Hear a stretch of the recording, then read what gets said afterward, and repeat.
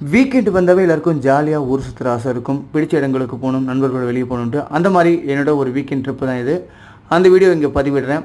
சின்ன ஒரு கிளிம்ஸ் தான் இது. அங்கே போயிட்டு நாங்கள் ஒரு ஹோட்டல் போயிட்டு ஃப்ரெண்ட்ஸ்லாம் போயிட்டு சாப்பிட்டுட்டு ஒரு ஈவெண்ட் ஒன்று அட்டன் பண்ணிட்டு வந்தோம். அந்த ஈவெண்ட்டோட வீடியோ தான் இப்போ நான் உங்களுக்கு பதிவிட்டிருக்கேன். So thank you so much.